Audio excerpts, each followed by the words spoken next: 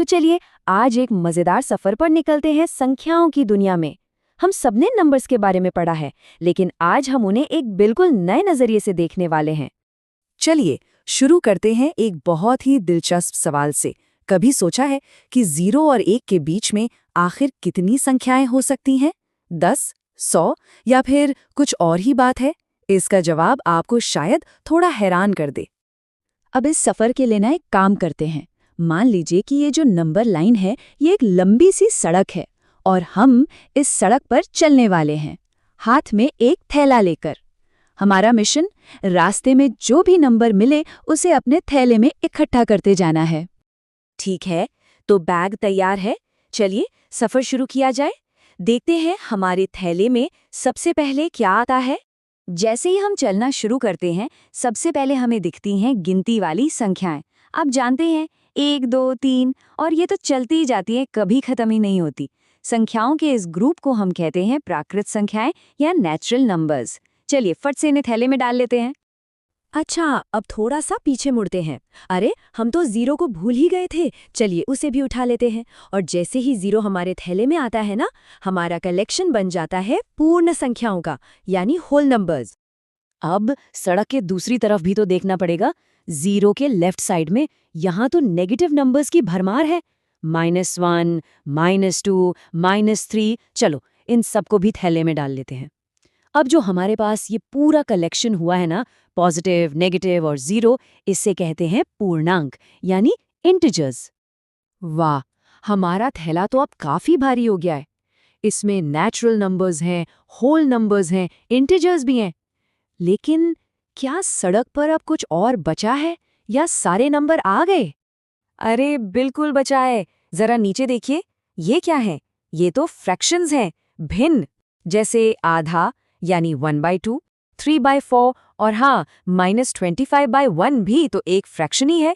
तो कोई भी नंबर जिसे हम p/q यानी p/q की शक्ल में लिख सकते हैं, जहां p और q इंटिजर्स हों और हाँ q 0 नहीं होना चाहिए, उसे कहते हैं परिमेय संख्या या रेशनल नंबर। तो अब हमारे थैले में सारे इंटिजर्स भी हैं और सारे फ्रैक्शंस भी। अब तो पक्का लगता है कि हमने नंबर लाइन का कोना कोना छान मारा है ना? क्या लगता है, हमारा थैला अब पूरा भर चुका है? लेकिन जरा ये देखिए, ये कहता है कि बीच में खाली जगह है, और सिर्फ 1 या 2 नहीं, बल्कि अनगिनत। क्या मतलब? इसका मतलब है कि इतने सारे नंबर डालने के बाद भी हमारी नंबर लाइन पर अभी भी सुराख है, अनगिनत सुराख। तो फिर भाई ये कौन से रहस्यमयी नंबर हैं जो इन खाली जगहों में छिपे बैठे हैं? चलिए अब पर्दा उठाते हैं इस राज से। और इसकी कहानी भी बड़ी दिलचस्प है।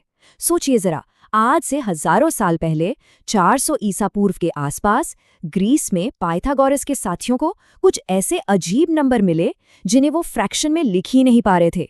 ये खोज इतनी जबरदस्त थी कि इसने उस वक्त के गणितज्ञों को हिलाकर रख दिया था। बाद में पता चला कि √3, √5 और यहाँ तक कि हमारा प्यारा पाई, जिसे हम सर्कल के लिए इस्तेमाल करते हैं, वो सब इसी सीक्रेट क्लब के मेंबर हैं। और इन्हीं नंबर्स को हम कहते हैं अपरिमेय संख्याएं यानी इरैशनल नंबर्स। इनकी परिभाषा एकदम सीधी है, वो नंबर जिसे p/q की शक्ल में नहीं लिखा जा सकता, जैसे √2, √5 और पाई। तो अब फर्क बिल्कुल साफ है। एक तरफ है रैशनल नंबर्स जिन्हें p/q में लिख सकते हैं, इनका डेसिमल या तो रुक जाता है या फिर रिपीट होता है। और दूसरी तरफ है ये इरैशनल नंबर्स जिन्हें p/q में लिख ही नहीं सकते, और इनका डेसिमल वो तो बस चलता ही जाता है, बिना रुके बिना रिपीट हुए। तो अब हमारे पास 2 तरह की टीमें हो गई हैं, एक रैशनल्स की और दूसरी इरैशनल्स की। अब जरा सोचिए, जब ये दोनों टीमें मिल जाएंगी तो क्या होगा? तो अब वक्त आ गया है कि हम अपने थैले में बची हुई इन सारी अपरिमेय संख्याओं को भी डाल लें। और जैसे ही हम ये करते हैं, जैसे ही रैशनल और इरैशनल नंबर्स एक साथ इस थैले में आ जाते हैं, हमारा कलेक्शन हो जाता है पूरा। और इस कंप्लीट कलेक्शन को ही हम कहते हैं वास्तविक संख्याएं यानी रियल नंबर्स। और देखिए, यही बात 1870 के दशक में कैंटोर और डेडेकिंड ने साबित की थी। इसका मतलब ये है कि अब हमारी नंबर लाइन पर एक भी जरा सी भी खाली जगह नहीं बची है। हर एक रियल नंबर के लिए लाइन पर एक यूनिक पॉइंट है और लाइन पर हर एक पॉइंट के लिए एक यूनिक रियल नंबर है।